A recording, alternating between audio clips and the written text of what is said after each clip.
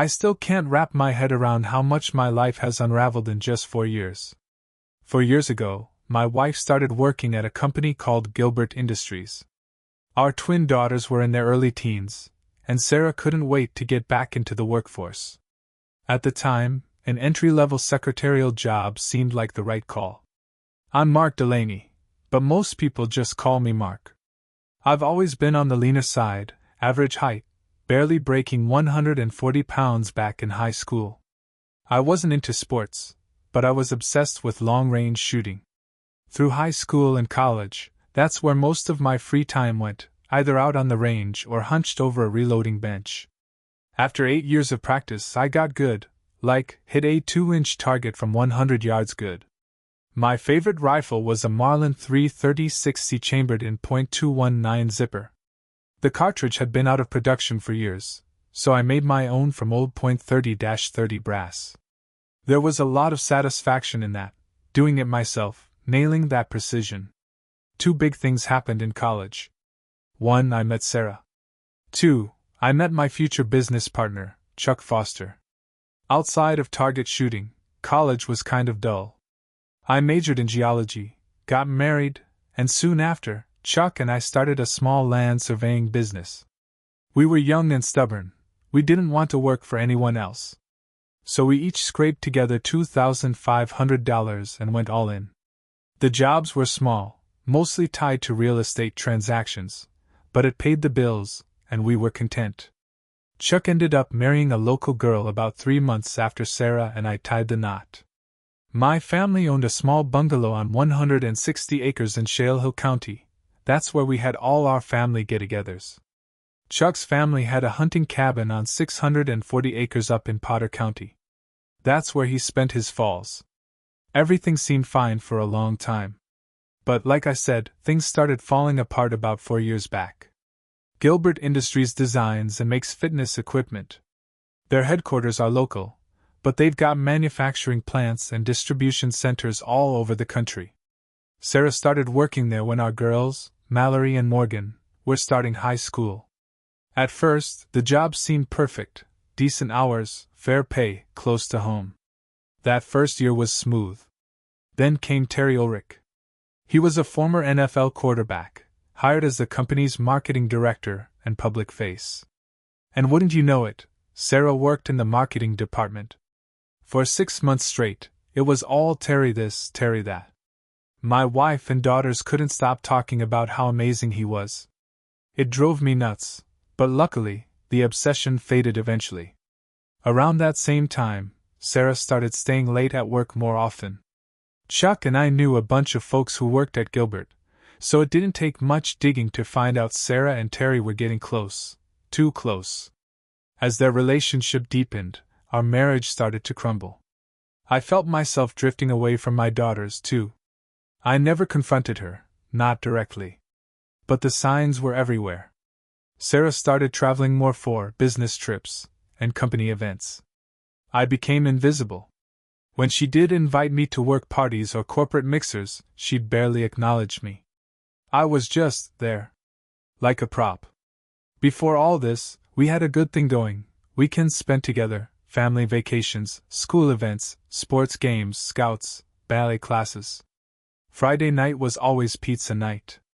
The only thing the girls really didn't enjoy was spending time out at the bungalow. Now, all that's gone. Sarah's business trips became more frequent and longer. Sometimes she'd even take the girls with her, without so much as asking if I wanted to tag along. I'd overhear them talking about the amazing time they had, but they'd always keep it quiet if they thought I was within earshot. They never mentioned Terry, but I knew. He was always there. The whole charade came crashing down at Gilbert's New Year's party. She couldn't really get out of inviting me that time. I didn't want to go, honestly. The idea of standing there, humiliated and watching her play happy wife while I knew the truth, it made me sick. I was scared I wouldn't be able to keep my cool if things got out of hand. Turns out, I had every right to be nervous. The girls were all dressed up, excited for their first big, fancy party. I didn't own a tux, so I just wore the nicest suit I had. When we arrived, there were hundreds of people milling around, dressed to the nines. And then he appeared. "Mark Delaney! Great to see you. Thanks for bringing your lovely wife and beautiful daughters," Terry said, all charm as he shook my hand a little too firmly. Sarah smirked. The girls gave me this look: disgust, disappointment, I don't even know. Then they walked off without another word. That was just the beginning of a brutal night. I grabbed a beer and parked myself in a dark corner of the room, doing everything I could not to embarrass my family any more than I already had. I didn't say a word or lift a finger, but somehow, I still managed to ruin their night right from the start. Terry Ulrich was a big dude, at least a foot taller than me and easily 100 pounds heavier, all of it muscle. He looked like the poster boy for success and happiness. My daughters clung to him, and Sarah stayed by his side most of the night, gently holding his hand like it was the most natural thing in the world. A few lower-level employees made awkward attempts to chat with me, while the mid and senior managers kept their distance, throwing me the occasional smirk or sly comment, probably joking about my new status. I didn't catch what they said, but the vibe was loud and clear. Someone quietly swapped my beer with a ginger ale, which I sipped slowly. I've always been proud of keeping my composure, and I wasn't about to lose it, not yet. People started dancing, and I noticed Sarah and the girls having a blast, all smiles and laughter. Not once in the last 3 hours had any of them spoken to me. Not even a glance. At one point I saw a group of people on the dance floor pointing at Sarah and Ulrich, laughing to themselves. When I caught them, they quickly turned away, still giggling. That's when I knew I was done. I set my glass down and started heading for the door. But then I saw it. Terry's hands were all over my wife, and she was caressing the back of his head like they were alone. Before I could even think, Sarah pulled him in and planted a full-blown kiss on him, right there on the dance floor. I crossed that room in under 5 seconds. Spun Terry around and hit him with a right hook as hard as I could manage. My arm exploded in pain. Next thing I remember, I was coming to in the back of an ambulance. Alone. The ride to the ER didn't take long. I remember the gurney, the bright lights, the blur of faces. Then I woke up in recovery. A doctor showed up about 30 minutes later to give me the full damage report. Besides the broken arm, I had 3 cracked ribs, a busted nose, 3 missing teeth, 2 more loose ones, and a jaw wired shut. Oh, and a bruised kidney. To top it off, Terry had landed a blow to my groin that ruptured a few blood vessels. The doctor said I could leave in 4 days, but I'd need at least 2 weeks of rehab after that. I chose to leave as soon as possible. Late that afternoon, Sarah and the girls finally showed up. Sarah looked annoyed, the girls looked bored. No one said a word. With my jaw wired shut, I could technically talk, but I didn't want to give her the satisfaction. I just mumbled and pointed to my mouth. We sat in silence for a minute before Sarah finally broke it. She said she was embarrassed, that the girls were humiliated and they had to leave before midnight. She told me I'd ruined everything and added that she should have known better than to take me out in public. She promised nothing like this would ever happen again. She had no idea how right she was. I didn't say a word. Just sat there, watching her. Not a smile. Nothing.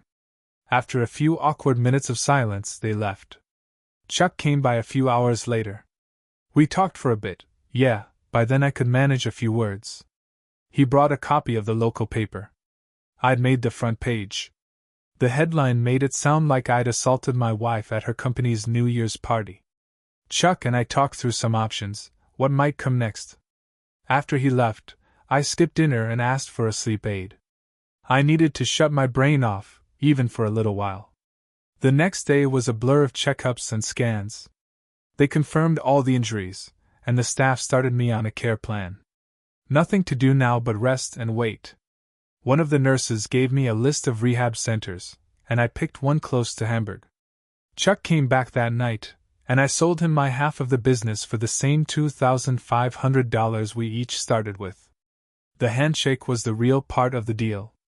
I wasn't on paper anymore, but I was still part of it in spirit. We laughed at the irony. 2 weeks in rehab cost the same as my stake in the company. Sarah and the girls never visited me again in the hospital. They didn't even show up until the day after I transferred to rehab. And when they did come, they were furious, angry that they hadn't been told I'd left and livid when the rehab staff wouldn't let them in.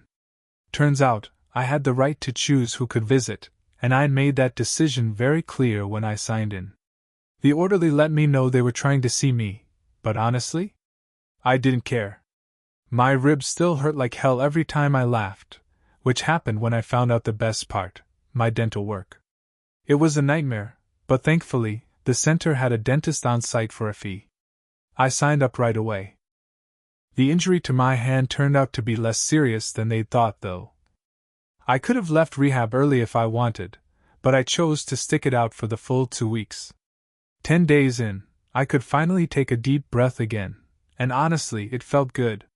Sarah never tried to see me again. That silence? It was a relief. In mid-February, the National CrossFit Expo took place in Atlantic City. Of course, Sarah and the girls went, with Terry Ulrich and the rest of the Gilbert Industries marketing crew tagging along. While they were busy living it up, Chuck and a few of our old crew spent the weekend moving my things out to the bungalow in Shale Hill County. He even made sure to grab my Marlin rifle and all my reloading gear. Within 2 days, I was settled into my new space. Chuck and his wife, June, came by that first weekend. Turns out, Sarah had been sniffing around the office, wondering why no deposits had hit our joint account since the start of the year. She wanted answers. Chuck took care of it, sat her down, and told her I was no longer part of the company. I'd sold my share and moved on. She stormed out, furious, swearing she was going to get a lawyer. A couple weeks later, I was feeling like myself again, doing the physical therapy, getting my strength back. Chuck left me with a company truck and a credit card, and I brought a decent amount of cash along. My phone? I left that with Chuck. I didn't want to be found. The bungalow was cozy, but I knew it was only temporary. I started walking daily, then worked up to a light jog. Just getting my body back in shape. Terry's house was easy enough to find, big place on Duryea Street, up the winding road on Mount Penn. Not many houses up there because of how steep it is. I scoped out some quiet vantage points where I could keep tabs without being seen. Every morning I got in shape. After lunch, I practiced shooting, strictly inanimate targets.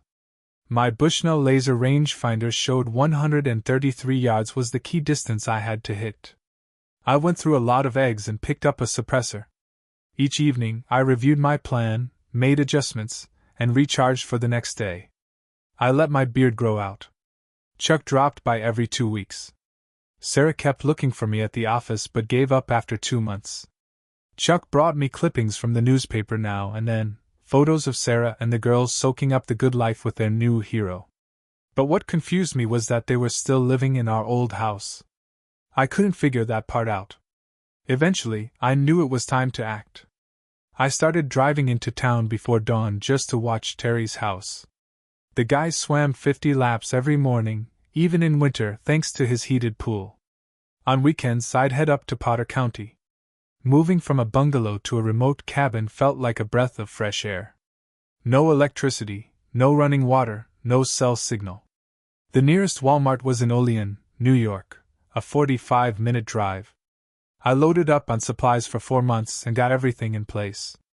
One Wednesday morning, I transferred all my gear from the company truck to my Subaru Outback. I parked the truck at a busy construction site and hiked up to my chosen vantage point. I set up my tripod and loaded around into the chamber, 2 backups at the ready. 20 minutes later, Terry stepped out for his usual swim. The first shot took out his right ankle. Even with the suppressor, it was loud this early. 2 seconds later, I hit his left knee. Then I reloaded and took out his left elbow. I had one more target, his right wrist, but he was moving too much. I lined up the shot as best I could. Then I slipped away. 10 minutes later, I was back at the construction site, driving away in the Subaru. I didn't return to the bungalow. I went straight to the cabin in Potter County. First thing I did was clean the stream for fresh water. Then I stocked up firewood and checked the cabin. It was airtight, well insulated, and soon I had LED lights replacing the old oil lamps. Everything was under control. And just like that, I was back to target practice, this time with paper targets. Midway through my second week there, I saw her. She was tall, hiking with a pack on an old logging trail. Passed right by my spot. I got an idea. Set up a fire pit near the trail, left out some cookies and coffee. Felt like I was setting a trap, but not in a bad way. 3 days later it worked. She showed up again, apologizing as she stepped into view. Introduced herself as Clara, and said she hoped I didn't mind the company. We sat down, and I poured her some coffee, the best I had. She smiled, took off her crossbow, and settled in. I told her my name was Mark and that I'd been out there for a couple of weeks. Said I'd spotted her around and figured she was staying nearby. I mentioned my usual daily routine and offered her a cookie. She told me she was planning to stay through the end of summer. I told her I'd be there at least 4 or 5 months. She liked the cookies but clearly wasn't a fan of black coffee. I could tell she missed cream and sugar. When I asked if the property was hers, she explained it actually belonged to a friend who let her use it. Then she asked if, and it looks like the sentence was cut off here. I told her I was just out here for some target practice, hadn't done much shooting in years. Nothing serious, just keeping my aim sharp. Then I invited her to use the range for her bow if she wanted to get some practice in. She had a slight accent I couldn't quite place, but I didn't press. She smiled, accepted the invite, and helped herself to a second cookie. That made me feel strangely good. I couldn't help but comment on her gear. Most people use compound bows these days, I said, but yours looks brand new, and it's a recurve. She grinned. Trust me, the curvature's better. For target shooting, she used lightweight arrows, but I noticed she always kept 4 hunting arrows mounted to her bow, just in case. Later that evening, I drove a few miles down the road and picked up 3 bales of hay, turned the whole setup into a proper range. And just like that, summer with Clara Charles began. She visited every day and always returned to her lodge in the evenings. The staff there kept tabs on her through her phone, so they always knew where she was. But one evening, during our second week, a strong summer storm rolled in. We sat on the porch of the cabin, laughing about how drenched she was and teasing her about her bad timing. Then, without a word, she pulled out her phone and called the lodge. Told them she couldn't make it back because of the weather, and that she'd found a warm place to stay for the night. I was surprised, and delighted. That night marked the turning point. From there, things between us grew closer. What started as a platonic companionship slowly turned into something real. We started taking turns spending nights either at the cabin or at Highland Lodge. The lodge itself was kind of ridiculous for the area, high-end, full of international guests. Clara's family was from Cornwall, she told me. I never asked for more details. The lodge had everything: hot showers, great food, laundry. And after months of roughing it, I took full advantage. We didn't use the shooting range as much. Life had found a slower rhythm. A few weeks later, during lunch, Chuck and June showed up. June lit up when she met Clara, especially once she realized this wasn't just some passing fling. We kept things subtle at first, but soon June pulled Clara aside for some girl talk. After the incident with Terry Ulrich, I became the lead suspect. Not surprising. But the fallout ended up hurting Terry more than he expected. The press jumped all over the story, wanting to know why I was in their crosshairs. And the deeper they dug, the worse it got, for him and for Sarah. Soon the headlines shifted to the affair between Terry and my wife. 3 weeks later, Gilbert Industries dropped him. The cops checked out the bungalow in Shale Hill County, but it had long since been cleaned out. No credit card activity, no phone records, no clue where I'd gone. They never thought to ask Chuck about the cabin. He told me Sarah came by the office several times, desperate to find me. Her money well had dried up. And as for Terry? Chuck said he'd lost interest in her, and blamed her for the mess he was in. I had no plan for what came next. No real direction. I wasn't ready to go back to civilization, and frankly, I didn't want to. I was drifting. As the year wound down, I started getting too comfortable. Too complacent. Life with Clara made me happy, but I let myself forget about reality. One chilly autumn day, I was alone in the cabin. Something felt off. I couldn't explain it, but my gut was tight. I just fired up the wood stove and made a pot of coffee when the door burst open. And there he was, Terry Ulrich. Same massive frame, same smug face. He stood in the doorway grinning like he'd won the lottery, a beat-up sweat pistol in his right hand. His stance was shaky. His left arm hung awkwardly, like he couldn't quite balance. We stared at each other in silence. I waited for some dramatic speech about revenge, but he just growled. Coffee? Fool, I spend over 10 grand tracking you down. No, I don't want any damn coffee. What can I do for you, Terry? I know it was you, he hissed. Your wife said you used to be into target shooting. Real sneaky. I hope they got some damn paramedics around here, 'cause you're gonna need 'em. His face turned red and blotchy. He was working himself into a frenzy. Then suddenly, his expression twisted in shock. He dropped the gun, staggered forward, and hit one knee. Terry screamed like an animal. A crossbow bolt stuck out of his left butt cheek, about 12 inches visible, with the rest buried deep. Clara stood in the doorway, calm as ever, smiling. We didn't stick around. We ran. Damn near all the way back to the lodge, laughing like teenagers ditching school. Clara packed her things into the rented Land Rover in under 15 minutes. I didn't grab a thing from the cabin. We laughed the whole way back to the highway. By the time we hit Route 80, we'd calmed down a bit. Stopped for breakfast at some diner, pancakes, eggs, bacon. Comfort food. I figured Terry had pulled the bolt out himself by then and dragged his sorry ass to a hospital.